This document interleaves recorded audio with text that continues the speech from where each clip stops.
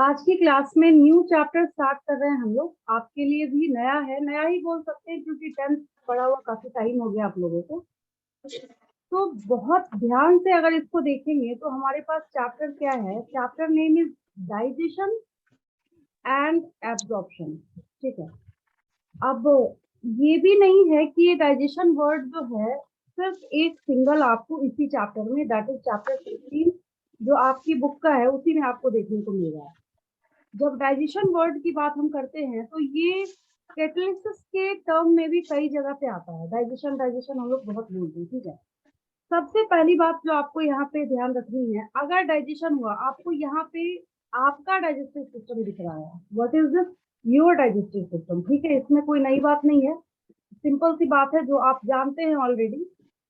तो सबसे पहला जो डाइजेशन स्टार्ट होगा that is in your mouth and mouth cavity. Mouth cavity को हम लोग वोकल कैविटी भी बोलते हैं, ओरल कैविटी भी बोलते हैं। क्या मतलब है बोलने का?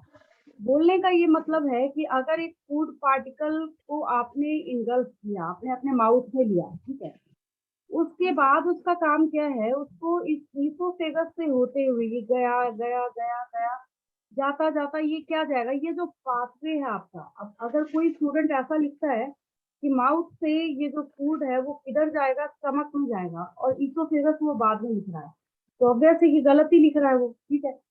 तो आपको यहाँ पे सबसे पहली चीज जो ध्यान रखनी है कि ये सीरीज है क्या एक्चुअली। हवा में बोलने से मेरे तो कुछ होगा नहीं। सबसे अच्छा क्या है कि आपको इस डायग्राम को अपने ब्रेन में प्रिंट कर लेना, सबसे अच्छा काम है, क्योंकि ये कॉन्सेप्ट ही पूरा डायग्राम बेस्ड है। बहुत सारी चीजें, बहुत अच्छे अच्छे कॉन्सेप्ट जो है आपको सारे डायग्राम से यहाँ पे क्लियर होगा। ठीक है।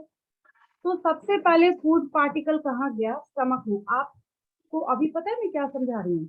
अभी मैं चैप्टर नहीं समझा रही हूँ, चैप्टर मैंने स्टार्ट ही नहीं किया, तो भी मैं बता देती हूँ आपको। ठीक है। स्टमक में जब फूड गया, फूड पार्टिकल अभी तो उस फॉर्म में है नहीं, स्टमक अपने एसिड के थ्रू काम करना स्टार्ट करेगा यहाँ पे। स्टमक के बाद जो नेक्स्ट सीरीज में यहाँ आपके पास आता है दैट इज स्मॉल इंटेस्टाइन, फिर लार्ज इंटेस्टाइन आता है। ठीक है। अब एक ना कॉन्सेप्ट को उल्टा करके सोचिए। उल्टा करके सोचने का क्या मतलब है? डाइजेशन हुआ आपकी बॉडी में, डाइजेशन सिर्फ उतना ही है जब तक आपने किसी चीज को, सपोज कीजिए आपने अभी रोटी खाई, ठीक है, ब्रेड का कोई पीस खाया, तो खाने के बाद आपने क्या किया, उसको बिल्कुल सुपर सिंप्लीफाइड कर दिया। सिंप्लीफाई करने का क्या मतलब है? सिंप्लीफाई करने का मतलब है कि जैसे चाय छनती है, घरों में आपने छन्ना देखा है, तो उसमें जो वहां पे परफोरेटेड है वो कंप्लीटली, तो अगर उसमें से एब्जॉर्प्शन ना हो तो क्या होगा? बोलने का क्या मतलब है, चैप्टर नेम में डाइजेशन लिखा है, ठीक है, बट डाइजेशन के साथ साथ यहाँ एब्जॉर्प्शन भी लिखा हुआ है। इस बात का भी आपको ध्यान रखना है। डाइजेशन हो गया, ठीक है, बहुत अच्छी बात है, लेकिन स्मॉल इंटेस्टाइन मना कर रहा है। स्मॉल इंटेस्टाइन कह रहा है डाइजेशन करते रहो, मैं एब्जॉर्प्शन नहीं करूंगा। अगर ये स्मॉल इंटेस्टाइन एब्जॉर्प्शन का काम नहीं करेगा, सारी चीजें क्या होंगी, जीरो हो जाएंगी।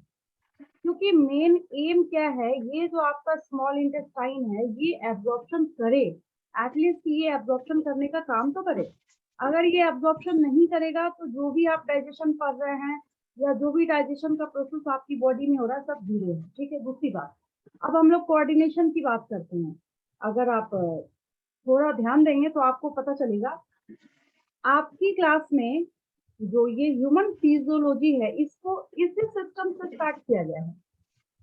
आपका नर्वस सिस्टम भी तो बहुत इंपॉर्टेंट है, लेकिन नर्वस सिस्टम है, रेस्पिरेटरी सिस्टम है, डाइजेस्टिव सिस्टम है, रिप्रोडक्टिव सिस्टम है, बहुत सारे सिस्टम है अपनी बॉडी में। लेकिन कभी भी कहीं भी अगर ह्यूमन फिजियोलॉजी को स्टार्ट किया जाता है, इवन अगर आप हायर क्लासेस में भी पढ़ेंगे, वहां भी अगर फिजियोलॉजी को स्टार्ट किया जाता है तो हमेशा डाइजेशन एंड एब्जॉर्प्शन से स्टार्ट किया जाता है। इसका रीजन क्या है? रीजन ये है कि अगर इस स्मॉल इंटेस्टाइन को एब्जॉर्ब करने के लिए, जैसे अगर हम आपके नर्वस सिस्टम के बारे में बात करते हैं, जिसकी मैं एक छोटा सा एग्जांपल आपको दे रही हूँ, आपको इजीली समझ आ जाएगा। इमेजेस के थ्रू, ऐसा नहीं है कि अगर आगे का चैप्टर है तो आपको समझ नहीं आएगा या फिर समझने में कोई आपको दिक्कत आएगी, वैसा कुछ भी नहीं है, बहुत आसान है, आप इसको इजीली देख के भी समझ सकते हैं। ठीक है। अब आपकी बॉडी को क्या चाहिए? सोडियम पोटेशियम चाहिए। क्यों चाहिए? आपके बुक में चैप्टर है neural control and coordination, neural control and coordination. तो उस चैप्टर में खासियत क्या है कि आपको अपने नर्वस सिस्टम के बारे में पूरी कंप्लीट पढ़ाई करनी है कि आपका जो नर्वस सिस्टम है एक्चुअली वो रेगुलेट कैसे होगा और वर्क कैसे करेगा, फंक्शन कैसे करेगा। तो जब नर्वस सिस्टम का फंक्शन है तो ऑब्वियस है उसको हर एक सिस्टम को, इवन रिप्रोडक्टिव सिस्टम ही क्यों ना हो, हर एक सिस्टम को वर्क करने के लिए, काम करने के लिए, अपने फंक्शन को परफॉर्म करने के लिए क्या चाहिए? या तो किसी आयन की जरूरत होगी, या किसी प्रॉपर उसको न्यूट्रिएंट की जरूरत होगी, या किसी स्पेसिफिक एलिमेंट की जरूरत होगी, आयनिक फॉर्म में जरूरत होगी, या किसी और फॉर्म में उसको रिक्वायरमेंट है। तो कहाँ से रिक्वायरमेंट है, कहाँ से आप उसको देंगे? तो ऑब्वियस है यही स्मॉल इंटेस्टाइन देगा। मैं आपको हर एक सिस्टम के बारे में बता रही हूँ, each and every system of your body. अब जैसे हम इसकी बात करते हैं, ठीक है, अब ये जो है यहाँ पे आपको एक इमेज नजर आ रहा है, ठीक है, मैं सिर्फ आपसे एक ही क्वेश्चन पूछूंगी। ये जो इमेज अभी जो मैंने लगाया है यहाँ पे, मेरा आपसे अभी क्वेश्चन है, दो ऐसे आयंस का नाम बताइए जो आपको दिख रहा है इस इमेज में। क्या आंसर है? नीट का क्वेश्चन है ये। कौन कौन से आयन दिख रहे हैं आपको इस इमेज में?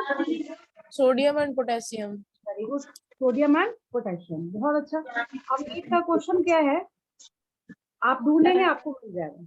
अभी आपको दिखा कि यहाँ पे सोडियम आयन है, पोटेशियम आयन है, ये नजर आ रहा है आपको। अब इसमें एक और स्पेशल बात क्या है, ये सोडियम और पोटेशियम आयन इसको मिलेगा कहाँ से? मिलेगा कहाँ से? तो ये स्मॉल इंटेस्टाइन आपने जो फूड कंज्यूम किया है और वो सिंप्लीफाई होके फाइनली फिर क्या करेगा? देगा। तो हाँ, मैं कहाँ थी? मैं नीट की क्वेश्चन पे थी। एक क्वेश्चन पूछा गया है एक ईयर में, आप ढूंढेंगे आपको मिल जाएगा। Which of the following pump is responsible for regulation of nervous system of your body? ठीक है, उसमें लिखा है सोडियम पोटेशियम, मतलब Na+K+ पंप, Ca++K। वो कैल्शियम आयन का रोल है, बट इनडायरेक्ट वे में उसका रोल है, बहुत इंपॉर्टेंट रोल है, वो भी मैं आपको सिखाऊंगी। बट डायरेक्ट यहाँ पे इन्वॉल्व कौन है? यहाँ पे डायरेक्ट इन्वॉल्व कौन है? एंड जैसे मैं अभी आपको पढ़ा रही हूँ, आई एम योर टीचर, मैं आपको लेक्चर दे रही हूँ, वो भी बात सही है, बट नीट का एग्जाम तो आप ही को देना है ना। मैं आपको बहुत अच्छा पढ़ा रही हूँ, आपके दिमाग में कॉन्सेप्ट बहुत अच्छा, सारी चीजें आपने पढ़ के रखी हुई है, लेकिन आपका एडमिट कार्ड आया, आप एग्जाम देने नहीं गए, क्या कोई बेनिफिट है उसका? नहीं, जीरो हो गया वो। एग्जैक्टली उसी तरीके से जो मेन डायरेक्ट वर्क यहाँ पे है वो सोडियम और पोटेशियम पंप का। हम लोग नर्वस सिस्टम तो पढ़ नहीं रहे।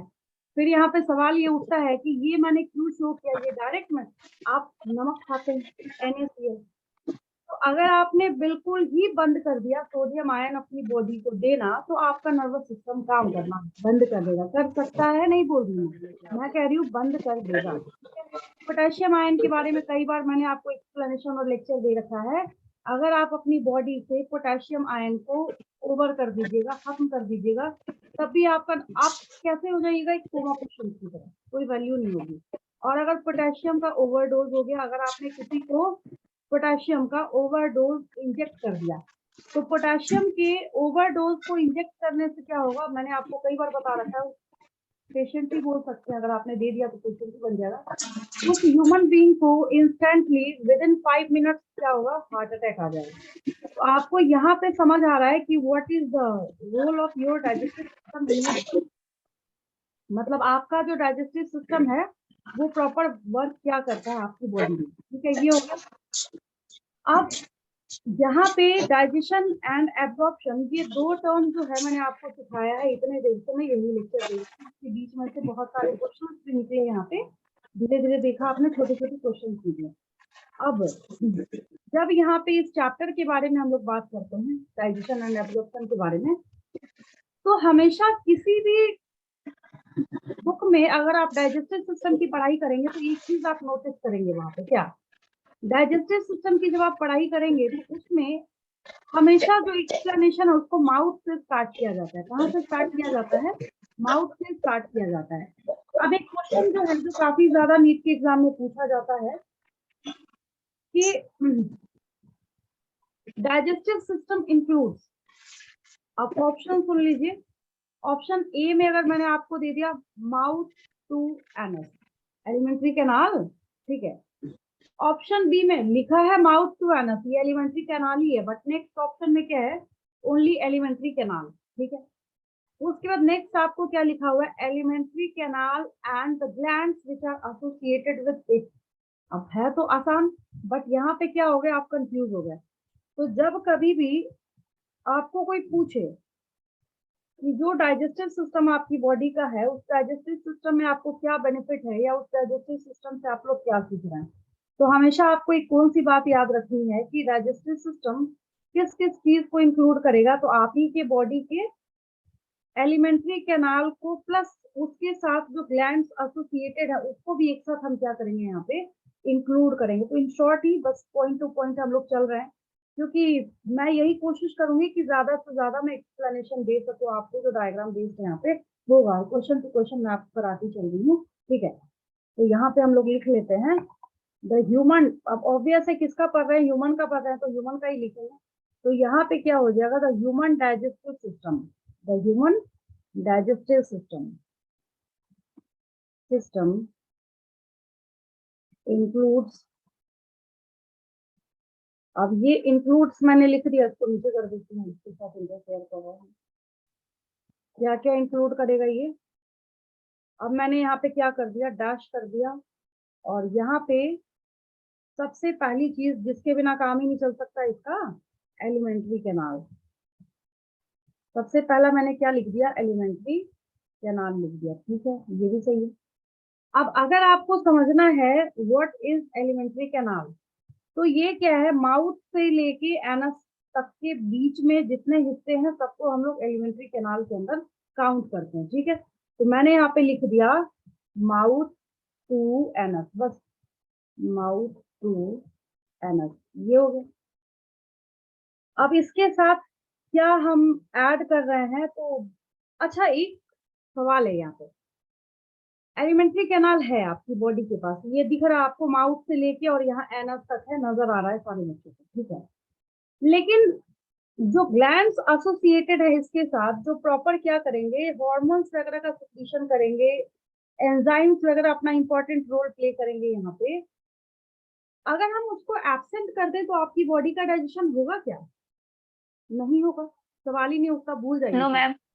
हाँ, तो अगर आपको कभी ऑप्शन में आए तो हमेशा याद रखेंगे कि यहाँ पे इसके साथ क्या है, एसोसिएटेड ग्लैंड। एसोसिएटेड मतलब ये नहीं पता चला हम डाइजेस्टिव, एसोसिएटेड बोलने का क्या मतलब है कि अगर डाइजेस्टिव सिस्टम पढ़ रहे हैं तो डाइजेस्टिव सिस्टम से रिलेटेड जो ग्लैंड है बस उसी के बारे में हम लोग यहाँ पे डिस्कशन करेंगे।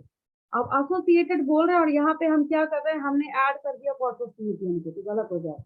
हमने यहाँ पे ऐड कर दिया टेस्टिकुलर लोब्यूल को, तो गलत हो जाएगा। एसोसिएटेड का मतलब है जो इतने एलिमेंट्री कैनाल के पार्ट के साथ साथ जिसका कोऑर्डिनेशन जुड़ा हुआ है, इनडायरेक्टली तो सबके साथ है। मैंने एक बहुत अच्छा आपको एग्जांपल दिया है नर्वस सिस्टम का। नर्वस सिस्टम ही आपका क्या होगा, काम करना बंद कर देगा अगर डाइजेशन के थ्रू आपने प्रॉपर डाइट अपनी बॉडी को प्रोवाइड नहीं किया, ठीक है। इसके साथ क्या है, यहाँ पे एसोसिएटेड ग्लैंड है, इसके साथ क्या है यहाँ पे, एसोसिएटेड ग्लैंड है। ये आपका एक क्वेश्चन हो गया, ठीक है। अब जैसे ही हम लोग पढ़ाई स्टार्ट करते हैं, हम लोग एलिमेंट्री कैनाल जो मैंने यहाँ पे लिखा एसोसिएटेड ग्लैंड तो करेंगे, डोंट वरी, उसको भी करेंगे हम लोग, क्वेश्चन टू क्वेश्चन कर रहे हैं, क्योंकि टारगेट बैच के अकॉर्डिंग ही ये मैं कराऊंगी आपको, एक भी शब्द जो है ना एक्स्ट्रा नहीं लिखेंगे आपको, ठीक। तो एलिमेंट्री कैनाल के बारे में अब हम लोग बात करते हैं। तो एक क्वेश्चन और आप ढूंढ लीजिएगा नीट के पास्ट ईयर क्वेश्चन पेपर में, तो आपको देखने को मिल जाएगा। अब एलिमेंट्री कैनाल तो ठीक है, एलिमेंट्री कैनाल में मैंने आपको साफ साफ एक बात बताई कि एलिमेंट्री कैनाल जो है बोलने का मतलब है कि माउथ टू एनस। तो जो माउथ टू एनस है यहाँ पे, इसका मतलब है कि डाइजेशन जब स्टार्ट होगा तो माउथ से स्टार्ट होगा, और स्टार्च का तो 30% डाइजेशन जो है वो आपकी माउथ में ही हो जाता है। तो माउथ से जब हम स्टार्ट करेंगे, जिसको हम बकल कैविटी भी कहते हैं और ओरल कैविटी भी कहते हैं, ठीक है। तो यहाँ पे ना एक टर्म आता है जो मैं आपको बार बार बोल रही हूँ तब से, कि क्वेश्चन आप ढूंढ लीजिएगा, आपको मिल जाएगा। क्वेश्चन है, एक टर्म है यहाँ पे ट्रिकोडोन। क्या टर्म है यहाँ पे, ट्रिकोडोन, ठीक है। आपके जो टिप है ना, जैसे आपके जो टिप हैं, जब मैं आपको पढ़ा रही थी फिशेस के बारे में, तो फिशेस के बारे में एक में आपने देखा था कि मैंने आपको बोला था, उसमें मैंने एक स्टेटमेंट लिखवाया था आपको, ठीक है। स्टेटमेंट क्या लिखाया था मैंने कि teeth are formed by modification of trapezoid scale, ठीक है। क्योंकि कई बार बच्चों का ये क्वेश्चन होता है कि मैम सब में तो जो टेथ है, दांत है, वो ऐसे ही होते हैं, तो आप अलग से क्यों पढ़ा रहे हैं? तो रीजन ये है कि सब में इस तरीके का नहीं होता है। आपके माउथ में क्या है, आपका ये फेस है, आपका ये माउथ है, तो आपके पास क्या है, ये जॉ है, जबड़े हैं, अपर और लोअर। यहाँ पे लोअर वाला क्या है, ये जॉ है, ठीक है। जॉ प्रेजेंट है आपके पास, तो आपका जो एक टेथ का लाइन है वो अपर जॉ पे है और दूसरा टेथ का लाइन कहाँ पे है, आपके लोअर जॉ पे है, ठीक है। तो अपर जॉ पे है और लोअर जॉ पे भी है, तो कैसे, ऐसे थोड़ी फेविकॉल की तरह चिपका हुआ है। जब दांत टूटा होगा बचपन में, क्योंकि दो सेट ऑफ टेथ जो है वो हमारे माउथ में आता है, ठीक है। तो यहाँ पे जो टेथ है वो एक सॉकेट में होता है। जब दांत टूटा होगा तो आपने देखा होगा वहां पे एक पिट लाइक छोटा सा गड्ढा होता है ना, सॉकेट। जैसे कैसे चार्जर लगाते हैं मोबाइल का, तो होता है ना होल, वहां पे स्लॉट होता है, तो वैसा ही सॉकेट होता है। तो वैसे एनिमल्स या वैसा type of arrangement mouth cavity के अंदर, जहां पे जो अटैचमेंट है टिप का वो कैसा हो, जॉ बोन के सॉकेट में हो। मैं याद करा दे रही हूँ साथ के साथ। याद इसलिए करना जरूरी है कि अब आपके पास उतना टाइम नहीं, आप सोचे अच्छा ठीक है मैम पढ़ा रही है, अब हम क्या करेंगे, अब थोड़ा सा इसमें से स्पेशल फिर से नोट्स बना के पढ़ के अब देखते हैं कि पढ़ाया क्या था उन्होंने। तो साथ के साथ मैं आपको याद करा रही हूँ। मैंने यहाँ पे क्या बोला आपको, ईच टूथ, टूथ जो है एक है, टूथ जो है वो प्लूरल है, पता है आपको। तो each tooth of your mouth is embedded, embedded मतलब उसके अंदर है, डूबा हुआ है, is embedded in a socket.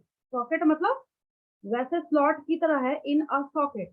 तो सॉकेट किसके सॉकेट में है, तो जॉ के बोन में है। अब ऐसा तो नहीं है कि जो चिक है वहां पे आपका दांत हो गया, नहीं, तो जो है वो दिख रहा है आपको।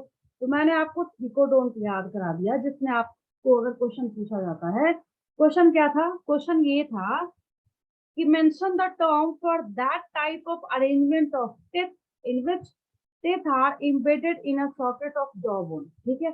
अब कुछ टर्म्स यहाँ पे मिलते जुलते हैं। अब आपको ऑप्शन में ट्रिकोडोंट भी था, डाइप्योडोंट भी था, तो बच्चे वहां पे सोच में पड़ जाते हैं कि हमने सब कुछ तो माउथ के अंदर ही पढ़ा है, बट यहाँ पे एग्जैक्टली होगा क्या, ठीक है। तो ट्रिकोडोंट में एक ही स्टेटमेंट आप यहाँ पे लिख लीजिए, the arrangement of teeth, the arrangement of arrangement of teeth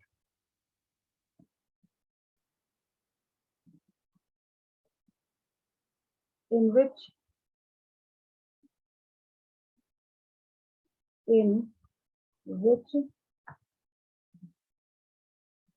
teeth are embedded,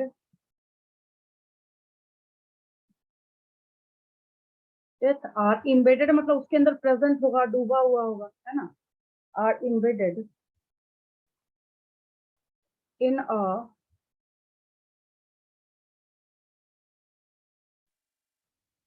a socket,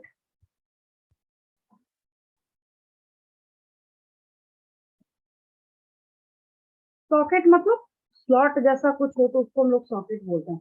अब ऐसा नहीं कि बायो में ही सॉकेट आ रहा है, सॉकेट ऐसे नॉर्मली भी आपने सुना होगा, है ना, सॉकेट ऑफ जॉ बोन, जबड़े में ही होगा और कहाँ होगा, जॉ बोन। अब पता चला किसी बच्चे ने सिर्फ बोन लिख दिया तो गलती हो जाएगा, वो बिल्कुल ही गलत हो जाएगा, ठीक है। यहाँ तक क्रिस्टल क्लियर समझ आया हर बच्चे को? यहाँ तक कोई डाउट किसी को? क्लियर है? Yes, ma'am. चलिए, तो आपने याद किया कि ह्यूमन डाइजेस्टिव सिस्टम के पार्ट्स कौन कौन से हैं, प्लस जो एलिमेंट्री कैनाल हमने स्टार्ट किया तो उसमें सबसे पहली चीज आपने सीखी है कि क्या है यहाँ पे, थीकोडोंट का मतलब क्या है। अब थीकोडोंट के साथ एक और क्या है, एक और टर्म है डेंटिशन के लिए। दांतों का जो अरेंजमेंट होता है ना उसको डेंटिशन कहते हैं, DENTITION, डेंटिशन, ठीक है। आप दांत वाले डॉक्टर के पास गए, होता ना किसी के जो टेथ है बहुत आड़े टेढ़े होते हैं, बाहर निकला हुआ है, अंदर है, दाएं बाएं, कुछ ऐसा है कि जैसे बॉलीवुड सेलिब्रिटीज को आपने देखा होगा, शुरू में दांत उनके वैसे ही होते हैं, बाद में क्या करते हैं वो सर्जरी करा के, सर्जरी भी बोल सकते हैं उसको, बाद में वहां पे वो टूथ को जो है इम्प्लांट करा करा के अपने सारे टूथ को वो सही कराते हैं, ठीक है। तो वो तो खैर एक्सेप्शनल केस है। तो अगर आप ऐसे गए किसी डेंटिस्ट के पास, तो वहां पे आपको क्या बोला जाता है कि इसका जो डेंटिशन है वो ठीक नहीं है। मतलब ऐसे बहुत सारे टर्म्स जो है आपको सुनने को मिलते हैं। डेंटिशन मतलब आपके टिथ का अरेंजमेंट आपके माउथ के अंदर, ये कोई वर्ड या टर्म, मतलब वर्ड तो है, ये कोई टर्म नहीं है स्पेशल, ऐसे भी हम लोग बोलचाल की भाषा में इस्तेमाल करते हैं। डेंटिशन मतलब आपके दांतों का अरेंजमेंट आपके माउथ के अंदर कैसा है, इसको क्या बोलेंगे, डेंटिशन बोलेंगे। इसको क्या बोलेंगे हम लोग, डेंटिशन बोलेंगे, ठीक है। अब देखिए, तो इसके आधार पे एक और टर्म यहाँ पे आपके सामने क्या आता है, डाइपियोडोंट आता है। क्या आता है, डाइपियोडोंट आता है। देखिए, अगर आप अपने माउथ को देखिए और बचपन से अभी तक याद कीजिए, तो आपको एक बात याद आएगी। कोई सी बात आपको याद आएगा, वहां पे आप बोलेंगे अच्छा, हमने बचपन से आज तक में देखा है कि सबसे पहले तो, जिसको दूध के दांत हम लोग बोलते हैं, सबसे पहले मिल्क से खाए होंगे आपको। उसके बाद क्या हुआ, पूरा कंप्लीट सेट, पूरा ऐसा नहीं है कि बचपन वाला एक दांत बचा हुआ रहेगा हो, किसी का भी ऐसा नहीं। कंप्लीट जो पूरा का पूरा सेट है वो टूटा होगा, वन बाय वन करके, धीरे धीरे करके, कभी एक, कभी दो, कभी तीन, ऐसे ऐसे करके, ठीक है। तो अब इसमें क्या है, जो ये टूटा, तो टूटने के बाद जो पूरा आपका दांतों का सेट पहले क्या हुआ, टूटा, लेकिन टूटने के बाद दोबारा आया। आप अगर अपने माउथ को देखते हैं, जो भी देखते हैं, तो वो उसको ब्रश ही करते हैं, ठीक है। तो आपके माउथ के अंदर आपको क्या नजर आता है, ये कंप्लीट सेट, पूरा जो आपको दांतों का सेट यहाँ पे नजर आ रहा है, ठीक है। तो इस दांतों के सेट में स्पेशलिटी क्या है कि एक भी ऐसा दांत नहीं आपको दिखेगा जो आप क्या बोले अच्छा, ये तो जो हम बचपन से पैदा होके आए थे तभी से, पहली बात तो बर्थ के बाद होता नहीं, अगर होता भी है तो उसको लोग कोई ना कोई अवतार ही बताना स्टार्ट कर देते हैं यहाँ पे, ठीक है। तो बचपन से तो होता नहीं किसी के पास। तो ऐसे इस टाइप के अरेंजमेंट को हम लोग क्या कहते हैं, मतलब कि दो, एक पहले टेम्पररी सेट ऑफ टिथ था, फिर वो टूटा, उसके बाद वहां पे क्या आया, परमानेंट सेट ऑफ टिथ आया, ठीक है। तो इसको हम लोग क्या कहते हैं, डाइपियोडोंट कहते हैं। क्या कहते हैं, डाइपियोडोंट कहते हैं। इसी लाइन लिख लीजिए, ज्यादा आपको नहीं लिखना है बस। तो आपने ये भी एक टर्म सीखा, तो उसको हम लोग क्या कहते हैं, डाइपियोडोंट। DIPHYO, डाइपियोडोंट। यहाँ पे क्या हो गया, a set of permanent teeth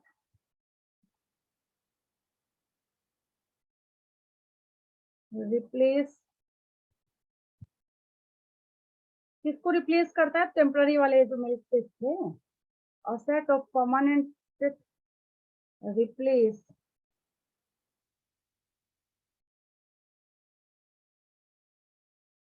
temporary set of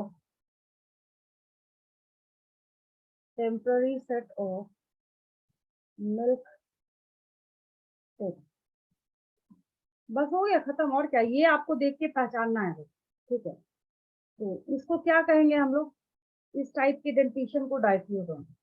this type of, मैंने बोला ना, डेंटिशन, डेंटिशन वर्ड काफी जगह पे आपको सुनने को मिलता है। This type of dentition is known as diphyodont. अच्छा, इसमें कोई डाउट किसी को, क्रिस्टल क्लियर है सबको, ये टर्म आसान है, ये कोई दिक्कत नहीं इसमें, समझ आया? No ma'am. मतलब समझ आया उसमें नो मैम बोल रहे हैं या कोई डाउट नहीं है उसमें बोल रहे हैं? मैम हाँ बोलिए।